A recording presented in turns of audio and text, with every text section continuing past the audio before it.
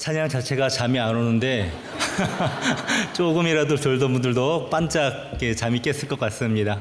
우리 하나님께 영광이요 박수 올려드리겠습니다.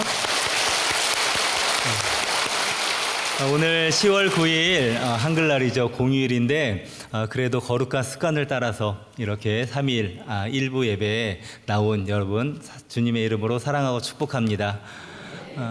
이렇게 이야기했으면 좋겠어요. 다른 곳에 가도 기쁨이 있고 행복이 있지만 가장 큰 기쁨, 가장 큰 행복은 바로 하나님을 예배하는 이 자리에 있는 줄 믿습니다. 우리 옆에 분께 이렇게 인사해 보죠. 이곳에 기쁨과 행복이 있습니다. 사모함에 나온 우리 모두에게 하나님 예배하신 은혜를 허락하실 줄 믿습니다. 한 아버지와 아들이 있었다고 합니다. 어린아이가 이제 학교 다니는데 이제 학교도 가끔 빼먹고 공부도 안 하고 맨날 할 일 없이 놀기만 하니까 한참을 지켜본 아버지가 그 아빠가 아들에게 참다 이렇게 얘기했대요. 야, 너 언제까지 이렇게 놀기만 할래? 아브라함 링컨이 네 나이 때는 뭐 했는 줄 아니? 그 얘기하니까 이 아이가 태연하게 몰라요 이러더랍니다. 그랬더니 아빠가 얘기하죠. 네 나이 때 쉴 틈도 없이 공부하고 연구했다. 그렇게 훌륭한 사람 돼야 되지 않겠니? 이렇게 좋은 의도로 얘기했겠죠. 근데 그 아이가 들은 등 만 등 심드렁하게 이렇게 대답했답니다. 아브라함 링컨은 아빠 나이에 뭐 한 줄 아세요? 아빠 나이에 대통령 했다는 거죠. 그 어느 누구든 자기를 다른 사람과 비교하는 것을 좋아할 사람은 아무도 없습니다. 뭐 옆집 누구는 부모에게 용돈을 얼마 줬대더라, 누구는 뭐 어디 취직했대더라, 그런 얘기들이 어떤 동기부여를 하기 위해서 하고 싶은 마음, 어느 아이는 쉴 새 없이 공부하고 늦게까지 학원 다니고 한다더라, 이렇게 비교함으로 말미암아 지금 어떤 동기부여를 하고 싶은 욕심들이 부모에게는 있지만, 하지만 그것이 정말 한치도 도움이 안 되는 그런 일인 것이죠. 반대로 생각해 보십시오. 자녀가 부모에게 아이고 옆집 부모는 누구에게 뭘 해줘대더라, 뭐 람보가 타고 다니는 그런 비싼 차 타고 다닌다더라, 막 이렇게 비교를 하면 부모의 자존감도 상할 뿐만 아니라 관계가 깨지죠. 부모와 자식의 관계가 서먹해지고 다투게 된다는 것입니다. 사탄의 사명이 무엇인가 라고 생각한다면 사탄은 인간을 파멸시키는 것 아닙니까? 인간의 영혼을 파멸시켜서 하나님과 관계 맺지 못하게 하고 지옥으로, 고통으로, 절망으로 어려운 길로 인도하는 것이 사탄의 사명이겠죠. 그런 목적을 이루기 위한 사탄의 가장 큰 무기가 무엇인가? C.S. 루이스라는 기독교 사상가, 소설도 쓰고 여러 가지 기독교 책도 썼는데 그 가운데 스크류테이프의 편지라는 그 책이 있습니다. 소설인데 아주 상징적으로 의미 있게 잘 쓴 책이에요.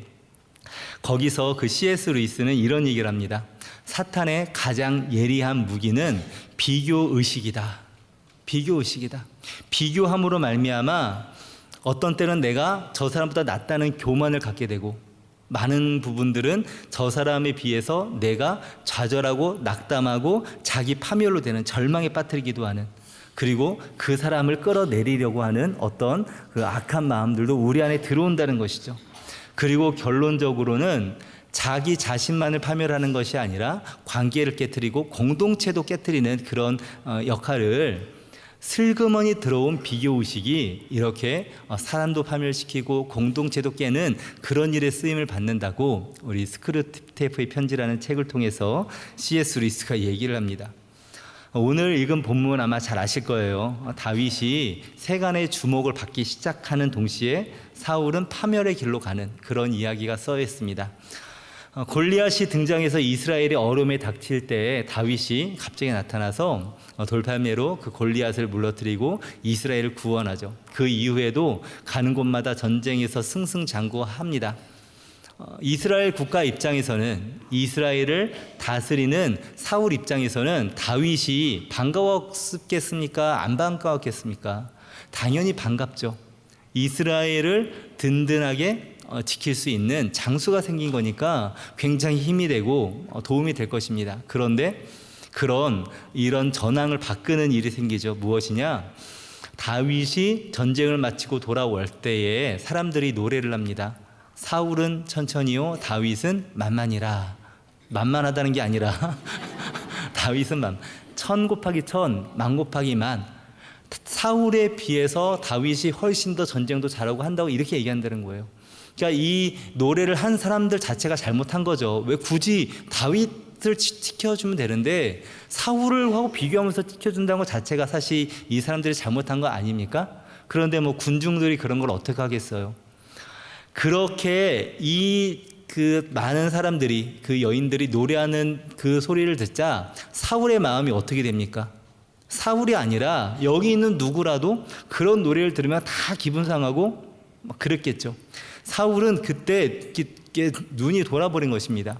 그리고 9절에 이렇게 얘기하죠. 사울이 다윗을 주목하여 보았다라고 얘기하는데, 주목하여 보았다는 것은 잘하나 못하나 보자 이것이 아니라, 영어 성경에, 한글날 영어로 해서 죄송하지만 영어 성경에 질로스 아이, 질투의 눈으로 바라봤다 이렇게 번역을 했어요.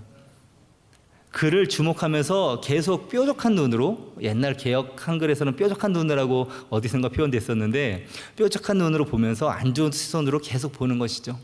그리고 오늘 읽진 않았지만 10절에 무슨 일이 있냐, 하나님이 부리시는 악령이 사울을 힘있게 내려서 그로 말미암아 거의 정신분열 같은 일을 벌이는 것입니다. 악령이라고 하면 무슨 엑소시스트처럼 뭐 그런 귀신 들리고 이렇게 생각하지만, 악령은 악한 영이죠. 거룩한 성령에 반대되는 악한 영인 것입니다. 악령에 사로잡히자 성령의 열매 같은 사랑과 희락, 화평, 안정, 기쁨 이런 것은 다 사라지고, 불안과 불만과 걱정과 미움과 이런 악한 감정들이 지금 사울을 사로잡고 있다는 거예요. 그러면서 사울이 이제 그 쇠퇴의 길, 몰락의 길로 가고 있는 것입니다. 사실 사울은 이렇게 비교의식에, 질투에 사로잡힌 극단적인 예를 보여주는데, 사실 사울은 원래적으로 굉장히 요즘 말이라고 하긴 그렇지만 엄친아, 엄마 친구 아들이라고 불릴 정도로 잘난 사람이지 않았습니까? 키도 굉장히 크고 싸움도 잘하고, 그리고 이스라엘의 초대 왕으로 세움받은 사람입니다. 한 나라의 건국한 초대 왕을 기리는 것은 굉장히 중요하죠. 예를 들어서 그 미국의 초대 대통령 누군지 아십니까? 워싱턴 아시죠? 2대 아십니까? 2대? 잘 모르시죠? 우리 미국인들이 아니니까. 2대는 모르는데 초대는 알아요. 조선을 세운 초대 왕이 누굽니까? 이성계죠. 2대 누군지 아십니까? 태정, 태세, 이렇게 외워야 생각이 나죠. 고려는 아시죠? 고려도 초대 왕에 대해서 우리가 기억을 합니다. 우리나라 대통령도 뭐 어르신들은 그 시대를 살아왔으니까 초대 왕이든 두 번째 한 윤보선 대통령 다 기억하겠지만, 교과서로 배운 사람들은 이승만 대통령은 알아도 윤보선 대통령은 잘 모르거든요. 잠깐 한 것도 있긴 하지만, 첫 왕은 특별한 그 민족의, 그 나라의 특별한 의미가 있는 것이 사실이죠. 그런데 그 이스라엘의 초대 왕이 누구예요? 사울이라는 거예요. 대단하지 않습니까? 하나님이 특별히 사울을 불러서 왕으로 세우고 사람들도 다 환호하고, 그리고 왕이 되었고 나자 가는 곳마다, 전쟁하는 곳마다 승승장구합니다. 그런데 그러던 그가 뭐 절대 왕권까지는 아니더라도 그렇게 위대한 위치에 있었던 사울이 이제 막 등장한 소년 다윗을 질투하고 있는 거예요. 자기가 왕위를 뺏길까봐, 이제 그가 나라를 얻는 거 외에 뭐가 더 있겠느냐라는 두려움에 그를 지금 시기 질투하고 지금 주목하며 보고 있다는 것입니다. 사실 이스라엘 국가가 당시에 어떤 위기에 처해 있습니까? 블레셋에 의해서 계속 공격받을 때거든요. 온 나라의 국력을 지금 블레셋과의 전투하는데 쏟아야 되는 것입니다. 그래서 국가를 지키고 국민을 지키고 안전하게 지켜야 되는데, 사울이 이렇게 그 하나님 부르시는 악령에 사로잡히자 어떻게 하느냐, 군사를 블레셋을 정벌하는데, 나라를 지키는 데 데려가는 게 아니라 누구를 잡으러 다녀요? 다윗을 잡으러 다녀요. 여기저기 잡으러 다니다가 블레셋이 쳐들어오면 또 그쪽으로 가고, 결국 그러다가 어떻게 됩니까? 블레셋과의 전투에서 사울이 전사하게 되고 벳사 성벽에 비참하게 못 박히는 결말을 맞이하게 되죠. 하나님의 일꾼으로서 초대 왕으로서 부름받았던 사울이 어떻게 이렇게 멸망의 길로, 나락의 길로 자기 파멸만이 아니라 이스라엘까지도 어렵게 하는 이 상황까지 갔느냐. 여러 가지 이유가 있겠지만 그 중에 어떤 계기가 되는 전환점이 되는 것이 바로 오늘 본문에 나오는 사건이라는 것입니다. 사울이 이렇게 그 질투의 영이 사로잡히고 이게 악령이 사로잡히는 그 이유가 무엇입니까? 바로 비교의식이죠. 자기가 없는 것을 지금 이 다윗이 얻게 되자 비교를 하면서 그를 끌어내리려고 어떻게든 없애려고 하는 그런 마음이 빼앗겼다는 것입니다. 예전에 이런 조사를 했다고 해요. 정확한 수치는 모르지만 예를 들어 이런 겁니다. 그 월급에서 내 월급을 50만 원으로 올리고 동료의 월급은 100만 원으로 올리는 경우와 그리고 내 월급은 20만 원만 올리고 동료 월급은 안 올리고 둘 중에 어느 걸 택하겠느냐 이런 걸 조사를 했대요. 여러분 어떤 걸 택해야 됩니까? 상식적이라면 내가 50만 원, 이 사람은 100만 원 하면 되잖아요. 그런데 많은 사람들이 뭐 실제로 그러지 않을 거라 생각했는지 모르겠지만 많은 사람들이 내가 조금만 오르더라도 이 사람보다는 더 받는 게 낫다라는 데 체크했다는 거예요. 그런데 살아가면서 이런 일들이 가끔 우리 가운데도 우리 마음속에 들어올 때가 있다는 것이죠. 남이 나보다 잘 되는 것을 잘 못 받아들이고 인정하기 싫어하고 어떻게 보면 정말 정상적인 사고가 아니지 않습니까? 합리적이지 않잖아요. 나도 잘 되고 이 사람도 잘 되면 좋은데 내가 좀 덜 잘 되고 이 사람은 안 되고를 원한다는 것은 그것은 기독교인이어서가 아니라 상식적으로도 이건 합당한, 나를 위해서 합당한 일이 아닌데 그런 일들을 바라는 사람들이 그런 정서가 있다는 것입니다. 남에 대해서 잘 되는 것을 보지 못하는 남과의 비교에서 자신의 어떤 정체성을 발견하려는 그런 욕망과 욕구들이 있다는 것이죠. 어떤 분이 이런 얘기를 하더라고요. 백설공주가 왜 쫓겨났냐 얘기하면서 그 계모 맞나요? 계모가 거울을 보면서 아침마다 거울아 누가 제일 예쁘니 맨날 아침에 일어나서 거울 보고 자아도취라는 거예요. 거울 보고 자기를 보면서 예쁘다. 그런데 문제는 뭡니까? 조금씩 나이가 들어가겠죠. 그러면서 백설공주가 어린아이가 자라면서 이 아이가 예뻐지니까 거울 보고 자아도취하다가 이 백설공주를 보고 이젠 질투를 해서 그 아이를 내보냈다는 거예요. 맞지 않습니까? 거울을 보고 자아도취만 하는 이 교만함은 나중에 이 다른 사람이 나왔을 때 자기의 어떤 좌절과 절망으로 연결되는 것이죠. 자기에게 하나님이 주신 외모가 있으면 자아도취할 것이 아니라 스스로 교만할 것이 아니라 그걸 가지고 그 봉사를 하든가 어떤 일을 하든가 해야 되는데 자기 만족과 자기를 높이는 데만 사용하니까 그 결말이 비참하게 가게 된다라는 것입니다.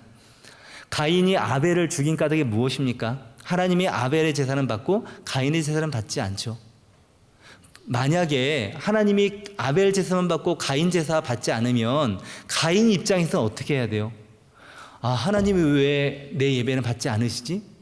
어떻게 해야 되는지 아벨에게 묻던가 돌이켜서 하나님 받으시는 예배를 드리려고 해야 되는데 가인은 도리어 분노하고 하나님에 대해 분노하고 아벨에 대해 분노하고 아벨을 죽이는 데까지 가지 않습니까? 질투에 사로잡혀 있다면 이것은 폭력적이고 파괴적으로 가게 됩니다. 잠언 14장 30절에 이렇게 얘기를 해요. 우리 같이 읽어볼까요? 시작. 평온한 마음은 육신의 생명이나 시기는 뼈를 썩게 하느니라. 아멘. 예전에는 그 의술도 거의 기계적으로만 했죠. 찢어지면 붙이고 막 이런 식으로만 했는데 이것이 어떤 정신과 연결됐다는 걸 이해하지 못하다가 이제 정신과 의학을 지금 같이 연결을 생각하지 않습니까? 근데 성경에는 정신과 이런 마음과 육신의 건강이 연결되어 있다는 것을 구약부터 얘기하고 있죠.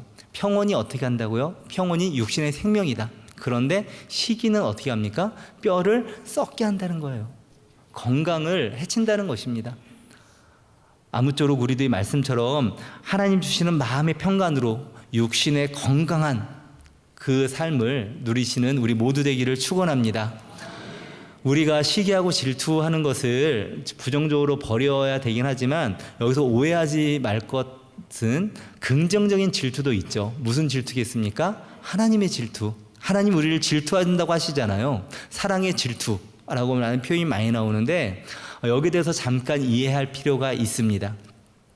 우리가 질투라는 단어를 사용할 때 사실 우리는 우리에게 없는 무엇인가를 소유한 사람을 부러워하는 경우에서 시작이 됩니다. 나에게 없는 어떤 좋은 것을 갖고 있는 재물이나 또 뭐 외모나 인기나 학력이나 이런 것들을 부러워하는 감정이 있죠. 그것이 나쁜 것입니까? 그건 나쁘지 않아요. 당연한 것이고 어떤 면에서는 그런 부러워함으로 말미암아 자기 개발의 동기부여가 됩니다. 부러워하는 게 나쁜 건 아니에요. 저는 여러분이 믿음 좋으신 분들을 부러워했으면 좋겠습니다. 질투를 해서 열심을 가지고 나에게 있으면 좋은 그런 선한 것들을 질투함으로써 열심으로써 사모함으로 나아갔으면 좋겠어요. 우리에게 없는 것들을 그렇게 소망하고 바라는 것도 좋습니다. 그런데 부러움은 부정적인 감정이 아니지만 또 어떤 사람이 무엇을 갖고 있을 때 그것을 우리가 저 사람 참 대단하다, 존경스럽다, 이것이 존경과 칭찬으로도 갈 수 있는 감정이 부러움이란 감정입니다. 그런데 문제는 뭐냐? 이것이 부정적으로 향할 때 문제가 생기는 것이죠. 질투로 가는 것입니다. 나에게 없는 것을 내가 가지려고 어떻게든 취하려고 인간적인 방법과 이것저것을 다 하는 것이죠. 이런 마음이, 이런 부러움이 잘못돼서 욕심이 되면 욕심이 잉태한 즉 뭐를 낳습니까? 죄를 낳고 죄가 장성한 즉 사망을 낳게 되는 것이죠.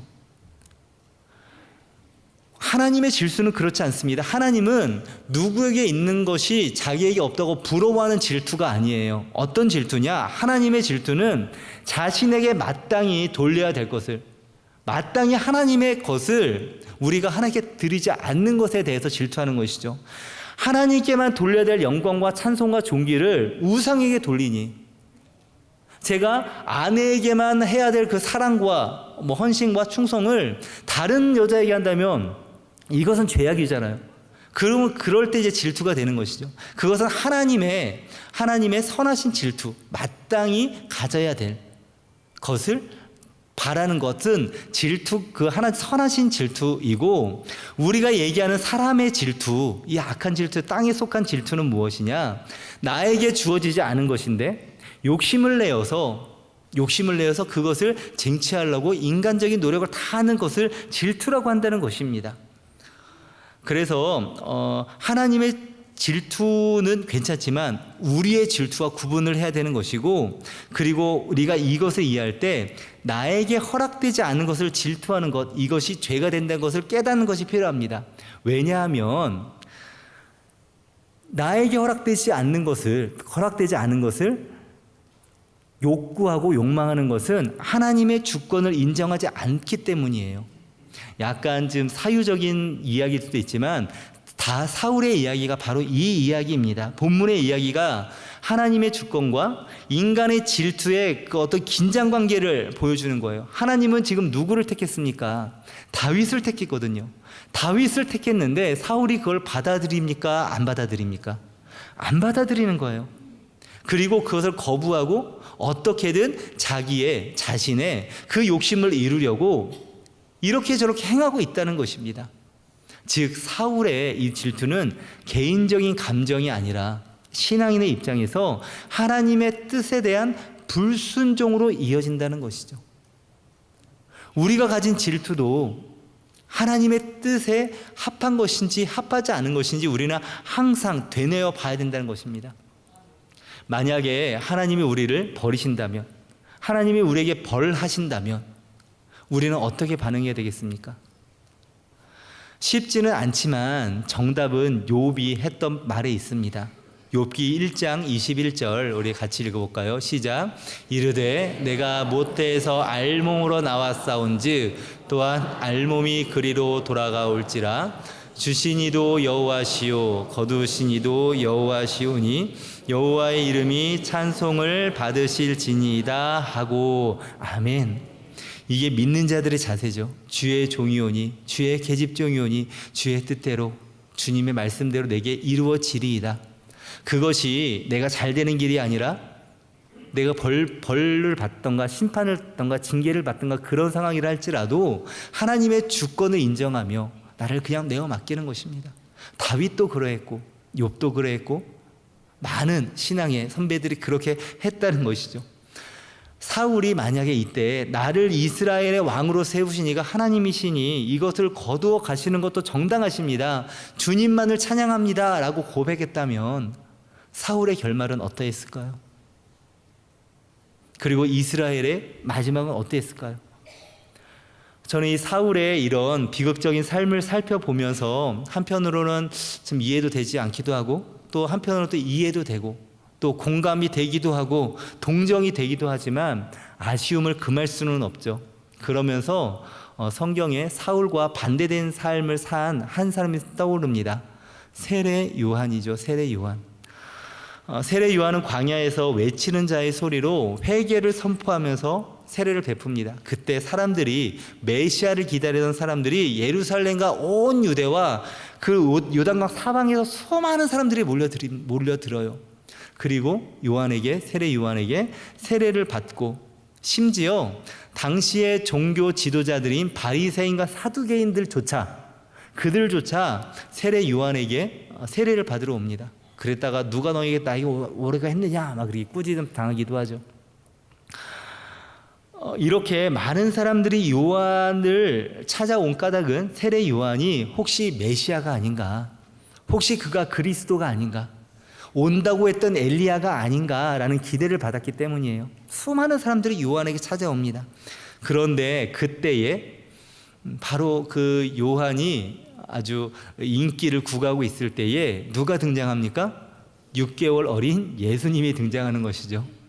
예수님이 등장하셔서 또 거기서 예수님도 천국 복음을 전하고 세례를 베풀자 사람들이 그 예수님께 모이기 시작하는 거예요. 사람들이 모이기 시작하고 요한복음 4장 1절에서는 예수께서 제자를 삼고 세례를 베푸시는 것이 요한보다 많다라는 말들이 돌기 시작했어요. 그러니까 그렇게 수많은 사람들이 세례 요한에게 모였었는데 많은 사람들이 예수님께도 갔다는 것이죠. 심지어 세례 요한을 따라다니던 제자가 예수님을 따라갑니다. 여러분 아시는 12제자 중에 2명이 세례 요한의 마음이 어땠을까요? 여러분이 세례 요한이었다면 어떤 마음이 들겠습니까? 나를 따르던 그 제자들이 이 예수님을 보고 저는 이제 저기 한번 가볼게요 그냥 간다면 배반감이 느껴지지 않겠어요? 수많은 사람들이 그 예수란 존재, 이제 막 새롭게 떠오르는 예수라는 분에게 간다면 세례 요한이 일반적인 사람이라면 세례 요한은 예수님을 눈에 가시로 여겼을 수도 있습니다. 어떤 경쟁 상대로 볼 수도 있었겠죠. 그런데 세례 요한은 어떠했습니까? 우리가 생각하듯이 이렇게 했습니까? 절대 그렇지 않죠. 요한복음 1장 27절 우리 같이 읽어볼까요? 요한복음 1장 있습니다. 곧 내 뒤에 오시는 그이라 나는 그의 신발끈을 풀기도 감당하지 못하겠노라 하더라. 아멘. 세례 요한이 예수님이 나타나시자 자기의 그 모든 인기라고 얘기하면 약간 어불서서이긴 하지만 그 많은 인기와 그 많은 사람들과 존경과 또 제자들이 예수님을 향해 찾아간다 할지라도 하나도 흔들리지 않습니다. 도리어 나는 그의 신들매를 풀기도 감당하지 못한다. 그의 신발끈을 풀기도 감당하지 못한다라는 모습을 보여요. 세례 요한이 이렇게 말할 수 있는 까닭이 무엇이겠습니까? 한 가지죠. 세례 요한은 자신의 사명을 알았기 때문입니다. 자기가 무엇을 해야 되는지 내가 누구인지를 알았기 때문인 것이죠. 세례 요한의 사명은 광야에서 외치는 자의 소리로서 회개를 선포하고 그리스도의 길을 예비하는 것이지 자기의 제자를 만들고 자기 세력을 확장하고 존경을 받고 인기를 얻고 그것이 자기의 목적이 아니었기 때문이라는 것이죠. 그러니 이 모든 것이 다 떠난다 할지라도 그것이 하나님의 의를 이루는 것이고, 자기에게 허락되지 않은 것은 바라지 않고 자기에게 허락된 그 사명을 위해서 달려가기 때문에 세례 요한이 믿음의 사람으로서 우뚝 설 수 있었다는 것입니다. 우리 모두 다 이렇게 사명으로서, 다른 사람의 비교가 아니라 하나님 주신 그 사명감으로서 온전히 믿음의 길을 끝까지 달려가는 우리 모두 되시기를 예수 그리스도의 이름으로 축원합니다. 비교의식으로 살아가는 사람들은, 저 사람과 나를 비교하고 저 사람과 나를 비교하는 사람들은 그 삶의 기준이 나에게 있습니까? 그 사람에게 있습니까? 그 사람에게 있는 거예요. 내가 어느 사람을 비교하냐에 따라서 내 수준이 결정되는 것이죠. 그 사람이 내 기준이 되는 것입니다. 그렇다면 그것이 나의 삶입니까? 그의 삶입니까? 그의 삶에 끌려가는 것이죠. 이런 생각을 하면서 일종의 약간의 워드 플레이를 좀 해봤습니다. 인생을 살아가는 사람과 사라지는 사람이 있다. 이리저리 끌려가는 사라지는 사람, 수동태로 설명을 하는 것이죠. 그러다 그냥 없어져 버리겠죠. 하지만 하나님의 손에 붙잡힌 사람들은 사람에 의해서 이리저리 끌려가는 것이 아니라, 우리의 이 세상의 낮은 기준이 아니라, 사람의 기준이 아니라 고귀하신 하나님의 기준에 맞춰서 사는 사람들은 흔들리지 않고 담대히 다른 사람들이 무엇이라 할지라도 오직 하나님만 바라보며 열심히 목적에 달려가는 승리의 인생을 살아가는 줄 믿습니다. 세상의 가치 판단에 흔들리지 말아야 됩니다. 오직 의인은 믿음으로 살리라 라고 이야기를 합니다. 우리의 기준점은 세상이 아니죠. 사람이 아니죠. 어렸을 때 제가 어렸을 때만 해도 다른 놀거리가 별로 없었습니다. 그래서 주로 하는 것이 운동장에 금 그려놓고 노는 것을 많이 했습니다. 그 중에 하나가 무슨 오징어 게임 하듯이, 드라마 하듯이 그 오징어 크게 그려놓고 하는데, 땅에 그림을 그릴 때 나는 금을 잘 그린다고 하고 쫙 땅을 제대로 그리려고 땅을 보고 이렇게 쭉 그리면, 딱 그리고 나서 뒤돌아보면은 금이 잘 그려져 있을까요? 잘 그려져 있지 않을까요? 잘 안 그려져 있어요. 땅을 보고 제대로 그린다고 그렸는데, 집중해서 그렸는데, 그리고 났는데 쭉 그리고 나서 보면은 잘 그려져 있지 않습니다. 어떻게 해야지 금을 잘 그릴 수 있는지 아십니까? 그릴 때 땅을 보는 것이 아니라 어딜 봐요? 어딘가 한 점을 보고 거기를 보고 이렇게 긋는 것입니다. 땅을 보는 것이 아니라. 그렇게 그리면 선이 바르게 그어지는 것이죠.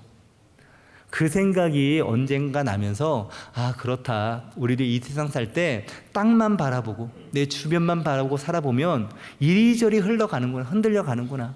이 사람이 이렇게 얘기하면 이렇게 흔들렸다가, 저 사람이 이렇게 얘기하면 그런가? 이렇게 흔들렸다가 요동하는 인생을 살게 되는 것이죠. 하지만 우리가 바라보는 것은 무엇이어야 되겠습니까? 우리의 기준점, 우리가 바라봐야 될 것은 어디겠습니까?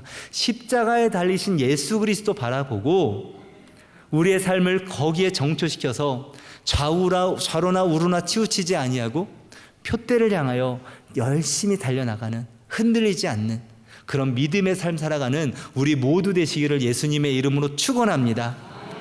사람이 되게 어찌하리요 담대히 외치며 코람데오 하나님 앞에서의 삶을 살아가는, 그리하여서 우리가 인생의 경주 다 달리는 날 이리저리 흔들렸다가 여기도 참견하고 저기도 참견하고 그렇게 살아가는 것이 아니라 믿음의 경주를 다 달리고 주님 앞에 섰을 때에 하나님께서 수고하였다 내 딸아, 수고하였다 내 아들아 칭찬받는 그런 복된 우리 모든 성도 되시기를 예수 그리스도의 이름으로 축원합니다. 함께 기도하겠습니다. 사랑의 하나님 아버지, 우리는 우리의 인생이 어디로 가는지 알지 못합니다. 다만 우리는 주님의 전능하신 손에 우리를 내어 맡겨드리오니 하나님 선하신 손길로 우리를 인도하여 주시옵소서. 우리를 어디로 이끄시든지 높이시면 높이시는 자리로, 낮추시면 낮추시는 자리로, 그곳이 하나님의 사명의 자리임을 고백하며 날마다 겸손히 살아갈 수 있는 우리 모두 될 수 있도록 인도하여 주시옵소서. 우리의 시선을 좌우로 바라보는 것이 아니라 오직 앞에 놓인 십자가를 향하여 표대를 향하여 주목하며 믿음의 길 끝까지 승리할 수 있는 우리 모두 되게 하여 주시옵소서. 예수 그리스도의 이름으로 기도하옵나이다. 아멘.